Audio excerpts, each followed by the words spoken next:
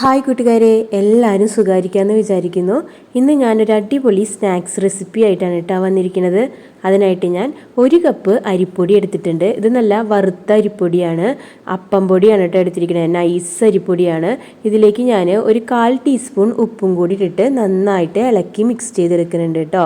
ഇതിവിടെ മാറ്റി വയ്ക്കാം. ഇനി ഒരു പാത്രത്തിൽ ഒരു 1.5 കപ്പ് വെള്ളം എടുത്തിട്ടുണ്ട്. അതിലേക്ക് കുറച്ച് വെളിച്ചെണ്ണ ഒഴിച്ചിട്ട് ഒരു ടീസ്പൂൺ വെളിച്ചെണ്ണ ഒഴിച്ചിട്ട് നന്നായിട്ട് തിളപ്പിച്ചെടുക്കുക.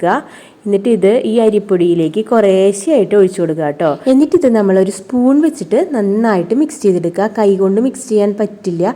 ഇതിപ്പോൾ തിളച്ച വെള്ളമാണല്ലോ ഞാൻ ഒഴിച്ചു കൊടുക്കുന്നത്, അതുകൊണ്ട് സ്പൂൺ വെച്ചിട്ട് തന്നെ മിക്സ് ചെയ്ത് എടുക്കുക കേട്ടോ. ഇത് കുറേശ്ശെയായിട്ട് ഒഴിച്ചിട്ട് നന്നായിട്ട് മിക്സ് ചെയ്ത് എടുക്കണം.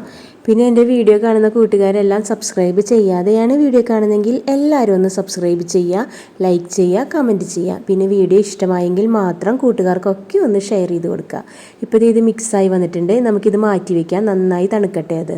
ഇനി ഒരു ബൗളിലേക്ക് ഞാൻ 1 കപ്പ് തേങ്ങ ചിരവിയതിട്ട് കൊടുക്കുന്നുണ്ട്. അതിലേക്ക് 1/2 കപ്പ് ശർക്കരയുടെ പൊടി ചേർത്ത് കൊടുക്കുന്നുണ്ട് കേട്ടോ. ഇനിയിപ്പോൾ നിങ്ങളുടെ കയ്യിൽ ശർക്കരയാണ് ഉള്ളതെങ്കിൽ അതൊന്ന് ഉരുക്കിയെടുത്തിട്ട് നാളികേരം ഇട്ട് കൊടുത്താൽ മതി കേട്ടോ. ഇതിലേക്ക് ഞാൻ കുറച്ച് ഏലക്കായപ്പൊടി കൂടി ചേർത്ത് കൊടുത്തിട്ടുണ്ട്. ഒരു 1/4 ടീസ്പൂൺ ഏലക്കായപ്പൊടി ചേർത്ത് കൊടുത്തിട്ടുണ്ട്. ഇത് നമുക്ക് മാറ്റി വയ്ക്കാം. ഇപ്പോൾ നമ്മുടെ അരിപ്പൊടിയുടെ മിക്സ് ഇവിടെ തണുത്ത് വന്നിട്ടുണ്ട്.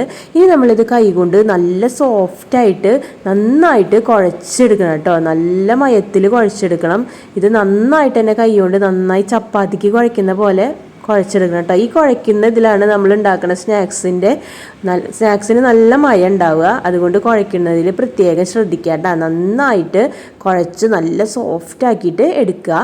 കണ്ടോ, ഇതുപോലെ കുഴച്ചിട്ട് എടുക്കണം. പിന്നെ ഇതിൽ സെപ്പറേറ്റ് വെളിച്ചെണ്ണയൊന്നും ഇപ്പോൾ ചേർക്കേണ്ട ആവശ്യമില്ല. ഞാൻ ആ തിളച്ച വെള്ളത്തിൽ വെളിച്ചെണ്ണ ഒഴിച്ചിരുന്നല്ലോ, അതുകൊണ്ട് ഇനി ചേർക്കണ്ട കേട്ടോ. ഇപ്പോൾ ഇതേ കറക്റ്റായി വന്നിട്ടുണ്ട്.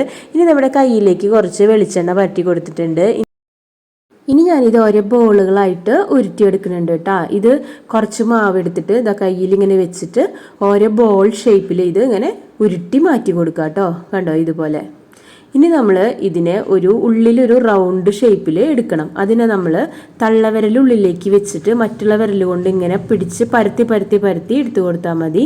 അപ്പം നമുക്കിത് നല്ല ഉള്ളിലൊരു കുഴിഞ്ഞ പോലെയായിട്ട് നമുക്ക് കിട്ടും. കണ്ടോ, ഇതുപോലെ കിട്ടും. ഇതിലേക്ക് നമ്മൾ നേരത്തെ ഉണ്ടാക്കി വെച്ച ആ നാളികേരത്തിൻ്റെ ഒക്കെയുള്ള ആ ഫില്ലിങ് ഇതിലേക്ക് വെച്ച് കൊടുക്കുക കേട്ടോ. കണ്ട, കുറച്ച് വെച്ച് കൊടുത്താൽ മതി. ഒരു 1/2 ടീസ്പൂൺ വെച്ച് കൊടുത്താൽ മതി കേട്ടോ.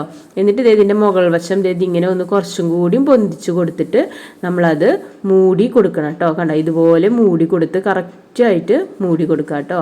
ഇതിൻ്റെ അരികെല്ലാം കറക്റ്റായിട്ട് നമ്മൾ ഇതുപോലെ ചെയ്ത് വെച്ചിട്ട് വീണ്ടും അതൊന്ന് റൗണ്ട് ഷേപ്പിൽ ഉരുട്ടിയെടുത്താൽ മതി.